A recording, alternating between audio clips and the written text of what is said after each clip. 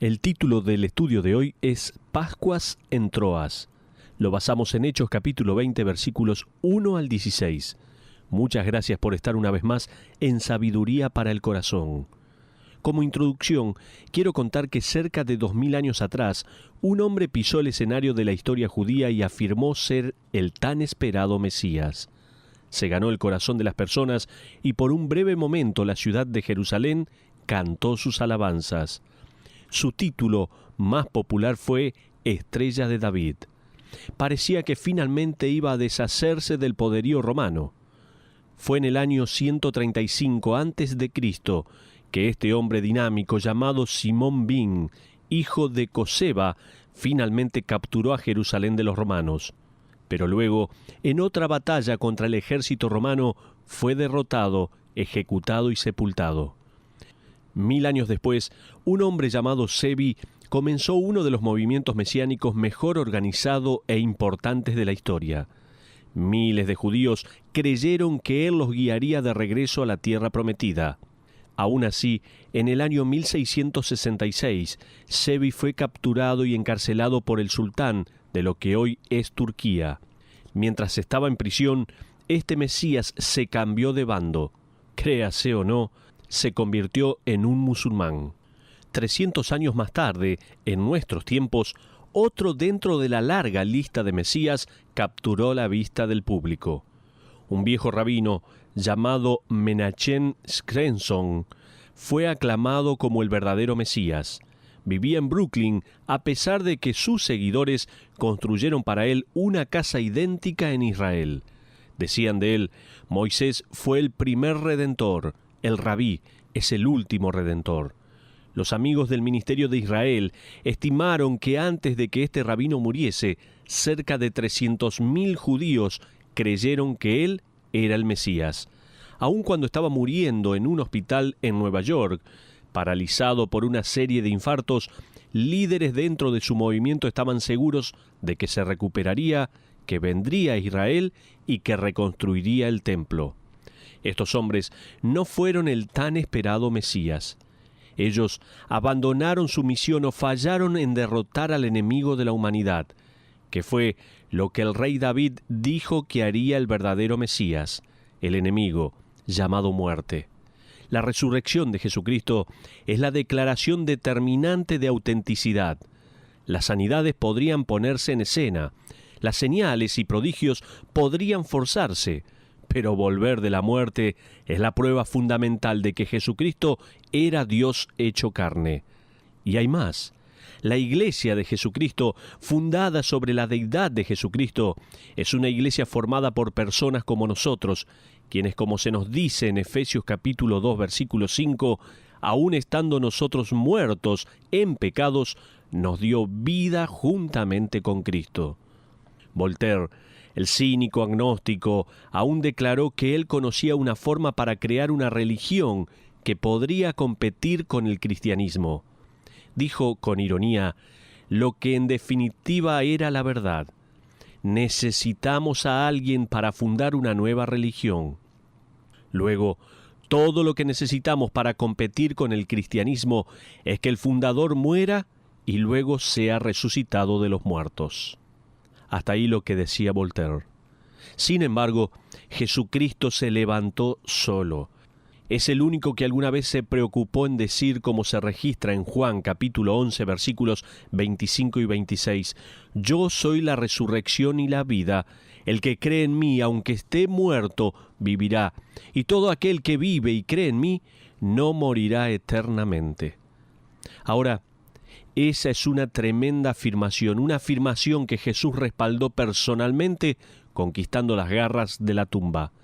Probará nuevamente su afirmación el día en que los sepulcros serán vaciados por el sonar de la trompeta. Sin embargo, entre ese maravilloso día futuro y ese día pasado cuando Cristo resucitó, Él ilustró su poder sobre la muerte otra vez. Vamos a ver en el día de hoy Pascuas en Troas. Jesús escogió ilustrar la Pascua en una pequeña ciudad llamada Troas. Te invito a que pongamos nuestra atención en el libro de los Hechos mientras continuamos nuestro estudio a lo largo de este libro en el capítulo 20. Leemos desde el versículo 1 al 5. Por favor, busca Hechos capítulo 20, versículos 1 al 5, donde dice la palabra de Dios. Después que cesó el alboroto, llamó Pablo a los discípulos y habiéndolos exhortado y abrazado, se despidió y salió para ir a Macedonia. Y después de recorrer aquellas regiones y de exhortarles con abundancia de palabras, llegó a Grecia. Después de haber estado allí 3 meses y siéndole puestas acechanzas por los judíos para cuando se embarcase para Siria, tomó la decisión de volver por Macedonia. Y le acompañaron hasta Asia Sópater de Berea, Aristarco y Segundo de Tesalónica, Gayo de Derbe y Timoteo, y de Asia Tíquico y Trófimo. Estos, habiéndose adelantado, nos esperaron en Troas. Vamos a detenernos en estos versículos por un momento. A veces Lucas muestra la cinta de video en cámara lenta, mostrando tomas de primer plano y detalles tras detalles. En otros tiempos, como en este, él pone la cinta en play y luego adelanta rápidamente. Como resultado, hechos que se efectuaron durante meses pasa deprisa a tal velocidad que te quedas diciendo «¡Wow! Espera un segundo! ¡Qué rápido pasó todo!». Por razones conocidas, solo por la inspiración del Espíritu Santo de Dios, Lucas solo nos hace correr sobre un periodo de tiempo cuando Pablo escribió su segunda carta a la iglesia en Corinto, así como a través de su obra teológica maestra, el libro de Romanos. Por cualquier motivo, Lucas se está centrando en otro evento, en otro periodo de tiempo de la vida del apóstol Pablo, que es tan significativo que Lucas parece que no puede esperar para contarnos sobre él. Observemos los versículos 6 y 7. Y nosotros, pasados los días de los panes sin levadura, navegamos de Filipos, y en 5 días nos reunimos con ellos en Troas, donde nos quedamos 7 días. El primer día de la semana, reunidos los discípulos para partir el pan, Pablo les enseñaba, habiendo de salir al día siguiente, y alargó el discurso hasta la medianoche. Hasta ahí la porción de la palabra de Dios. Si haces un círculo cada vez que Lucas se refiere a la cronología, podrías hacer un círculo a la palabra días 5 veces en solo 2 versículos. Menciona los días de los panes sin levadura, 5 días, 7 días, el primer día de la semana y al día siguiente. ¿Tenía Lucas un nuevo reloj con calendario? ¿Por qué la casi obsesión por el tiempo? Hay 2 razones, y estas 2 razones estarían completamente perdidas a menos que los estudiantes de la Biblia aprendan a formular ciertas preguntas. Generalmente leemos la Biblia y nos apresuramos a preguntar ¿qué significa esto para mí? Primero, necesitamos hacernos otra pregunta. Por ejemplo, ¿dónde sucedió? Y otra pregunta, ¿cuándo sucedió? Se puede ganar un gran significado al preguntar dónde y cuándo. Por ejemplo, cuando Jesucristo se paró en el templo e hizo una increíble declaración, «Yo soy la luz del mundo», hizo esa declaración durante la fiesta de los candelabros. Uno de los aspectos predominantes de ese festival era una ceremonia llamada la iluminación del templo, la cual se llevaba a cabo en el lugar de las ofrendas. El lugar de las ofrendas estaba rodeado por galerías que estaban construidas para poder sostener a cientos de espectadores. Y en el centro del sólido atrio había 4 candelabros gigantescos que alcanzaban altura hacia el aire. En la primera noche del Festival de los Candelabros, estos 4 candelabros eran encendidos y se decía que creaban una increíble llamarada de luz. Estos candelabros representaban el pilar de fuego que guiaban a sus ancestros a través del desierto.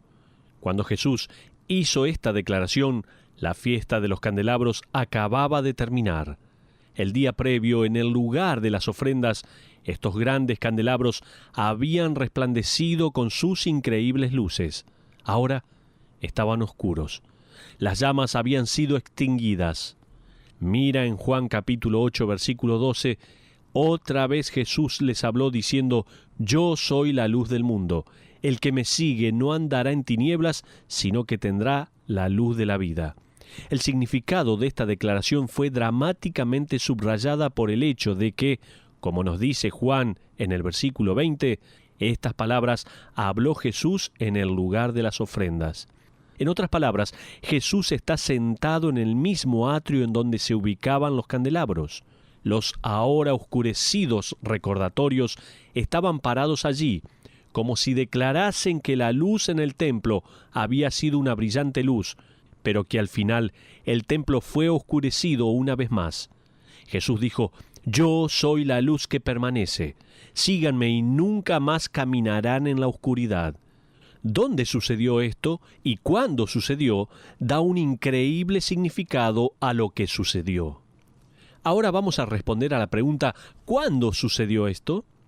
En Hechos capítulo 20, el párrafo pierde un gran significado, a menos que hagas la pregunta sobre la que Lucas obviamente quería que tomaras nota. Esta es la pregunta. Muy bien, Lucas, solo dime, ¿cuándo sucedió? Observa nuevamente el versículo 6. Pasados los días de los panes sin levadura. ¿Cuál era ese periodo de tiempo? ¿Sabe cuál? La Pascua. Era un tiempo en donde Israel recordaba su huida de Egipto, un tiempo en donde Dios instruyó a sus antepasados a través de Moisés, para que matasen a un cordero y lo asasen y lo comiesen. Ellos también debían poner parte de la sangre del cordero sobre los dinteles de las puertas de sus chozas de esclavitud. Luego, el ángel de la muerte no quitaría la vida de los primogénitos de sus hogares. Esa noche, el ángel de la muerte venía y quitaba la vida de los primogénitos de todos aquellos que no estaban protegidos por la sangre del cordero. Para aquellos que habían obedecido, el ángel de la muerte pasaba de largo sobre ellos. Fue durante la celebración de este periodo de tiempo cuando Jesús fue crucificado. Mientras la nación comía sus corderos y recordaban su escapatoria ante la muerte, el Cordero de Dios estaba colgando en una cruz, redimiendo a través de su sangre a todos aquellos que creerían solamente en Él. Pero veamos el primer día de la semana, o sea, el domingo. ¿Recuerdas el día de la semana cuando ocurrió la resurrección? Es el primer día de la semana, o sea, el domingo. Observa nuevamente el versículo 7. El primer día de la semana, reunidos los discípulos para partir el pan. Hasta ahí la porción. Este es otro importante trozo de evidencia cronológica que es el primer día de la semana.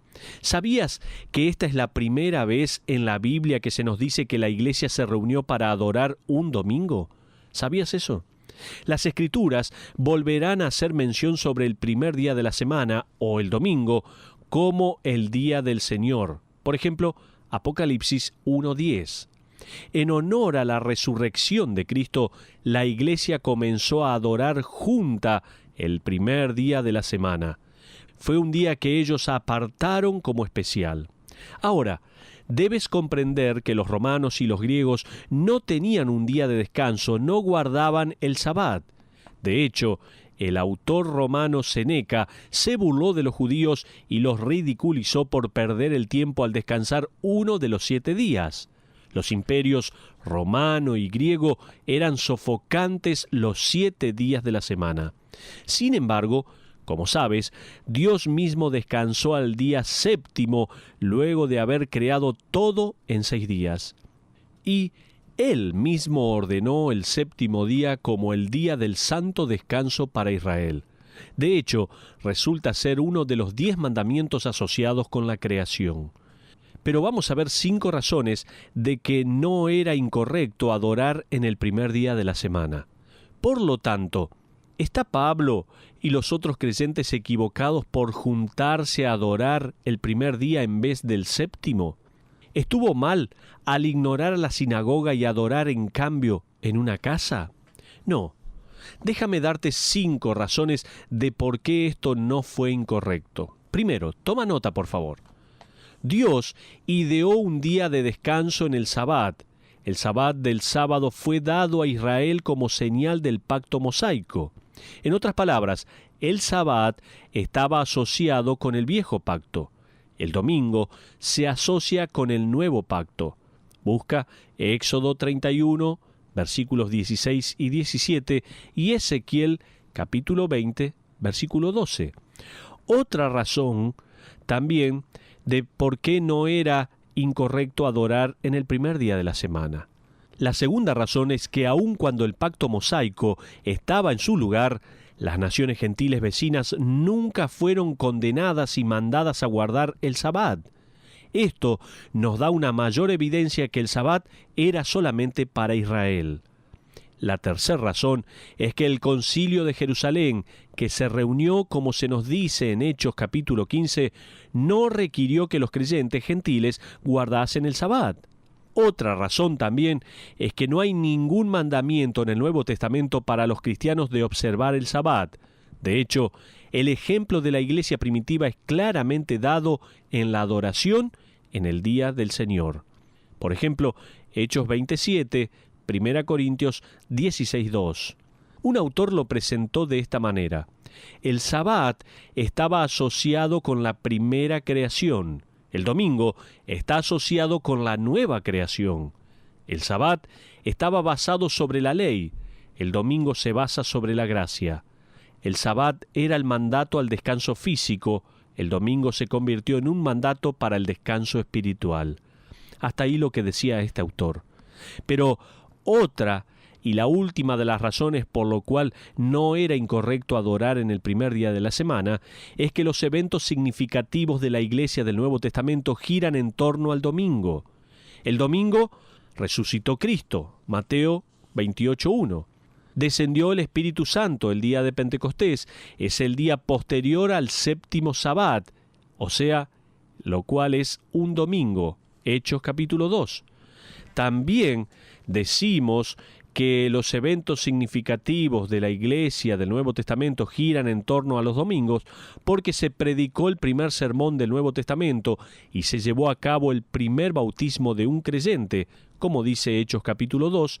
También los creyentes vinieron para partir el pan, Hechos 27, en un domingo, y los creyentes le dieron a Dios sus ofrendas, como dice 1 Corintios capítulo 16, versículo 2. El Sabbat fue dejado a un lado.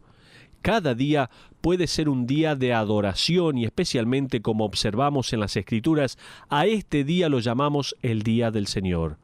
En el segundo siglo, un líder de la iglesia llamado Justin Martyr describió cómo adoraban los cristianos de su época.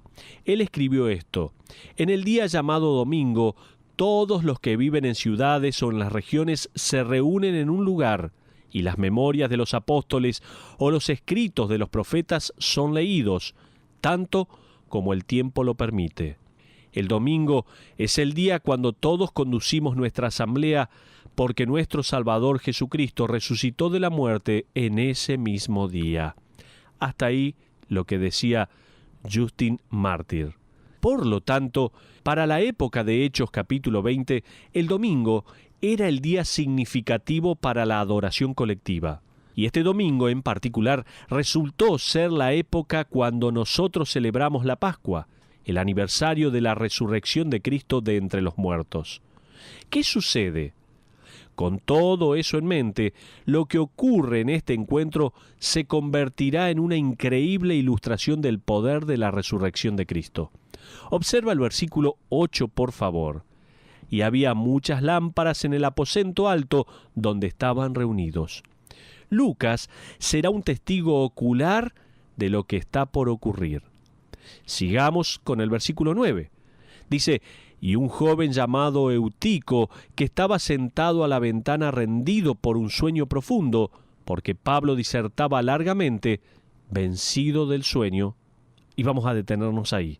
Me resulta increíblemente alentador que alguien se haya dormido, aun cuando era Pablo el que haya estado predicando.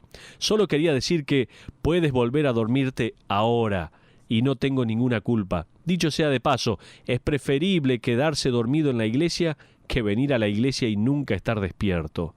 Cayó, dice, del tercer piso abajo y fue levantado muerto.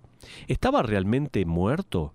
Lucas, el médico, dice que fue levantado muerto. La palabra griega usada en este versículo para muerto es necros, la cual significa un cadáver. Quizás el mismo Lucas declaró muerto a Eutico. Continuemos con el versículo 10.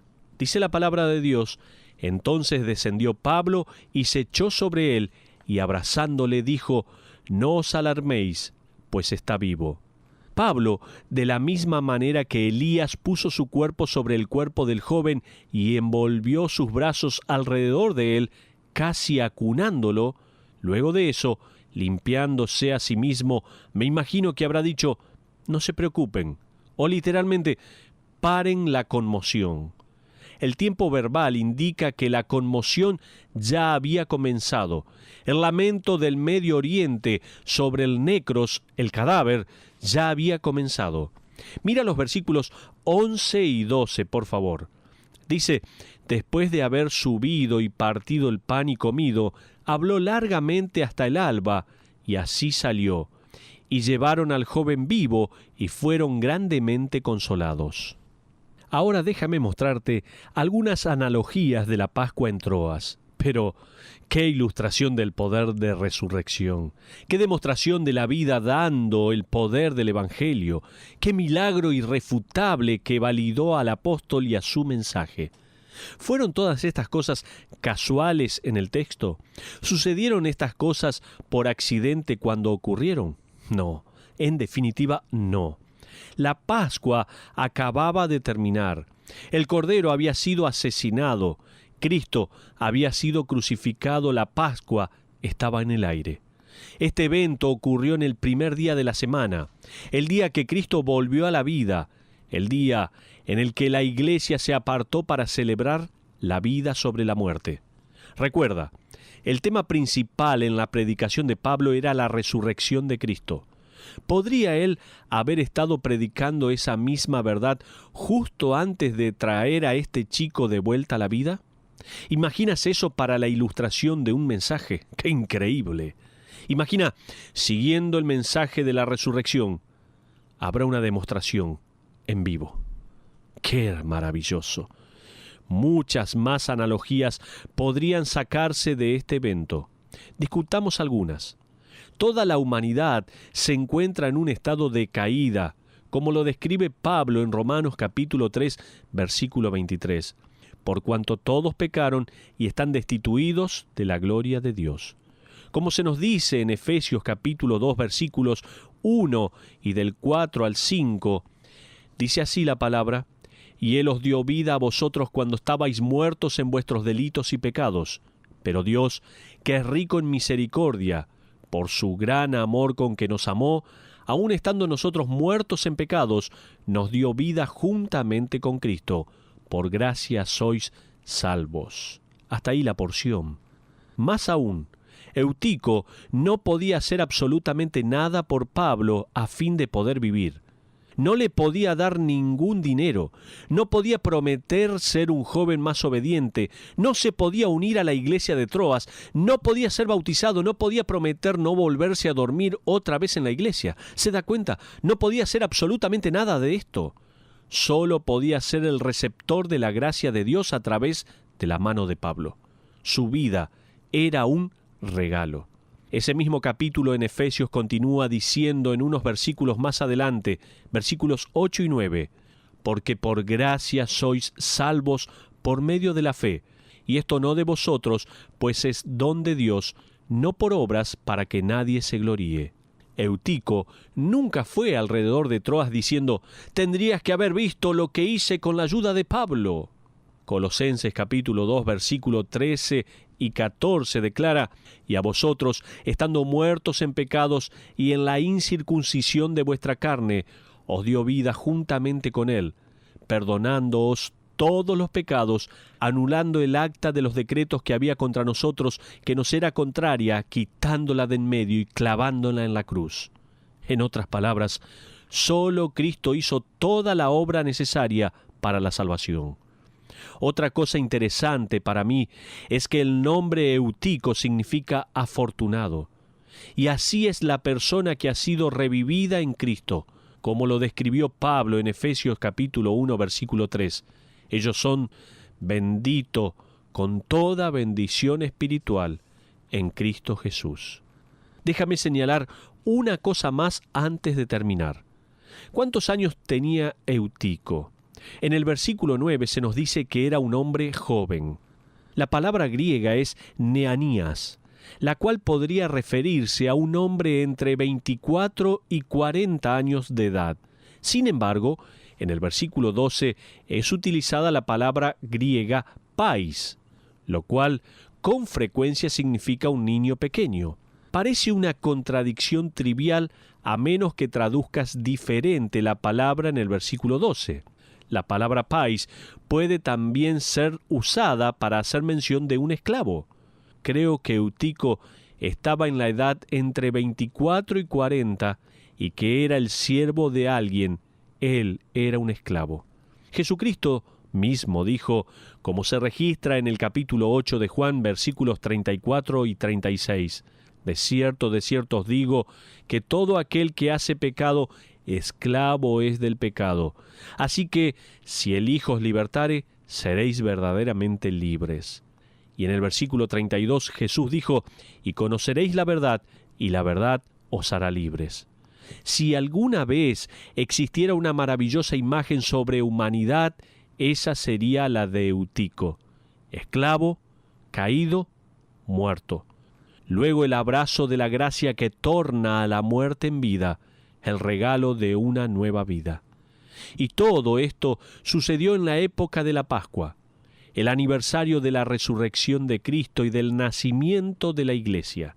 Es una iglesia fundada sobre la verdad del único y verdadero Mesías que afirmó e ilustró en estos versículos de Juan capítulo 11, versículos 25 y 26. Yo soy la resurrección y la vida. El que cree en mí, aunque esté muerto, vivirá. Y todo aquel que vive y cree en mí, no morirá eternamente. Para terminar, me gustaría preguntarle, ¿usted tiene la vida eterna? Si usted tuviese que morir en este momento, allí donde usted se encuentra, en lo que usted esté haciendo en este momento, pregúntese por favor, si tuviese que morir ahora, ¿tendría la vida eterna? ¿Viviría eternamente en el cielo?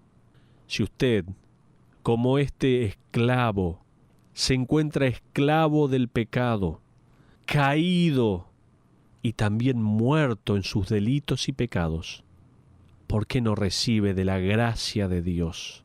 ¿Por qué no se abraza a esa gracia maravillosa que Dios le quiere dar? La salvación, el perdón de sus pecados y la vida eterna. Ore a Dios. Pídale perdón por sus pecados.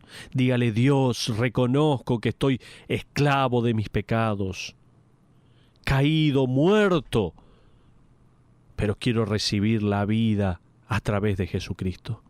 Quiero que perdones cada uno de mis pecados. Te acepto como mi Salvador personal. Coloco mi fe en ti. Te pido esto en el nombre de Jesús. Amén. Si ha hecho esta decisión, por favor, comuníqueselo a alguien. Tal vez nos puede enviar un correo electrónico diciendo, he recibido a Cristo como mi único y suficiente Salvador. Sería muy grato para nosotros saber de su decisión porque queremos ayudarle en su crecimiento espiritual. Que Dios le bendiga. Le espero en nuestro próximo estudio de Sabiduría para el Corazón.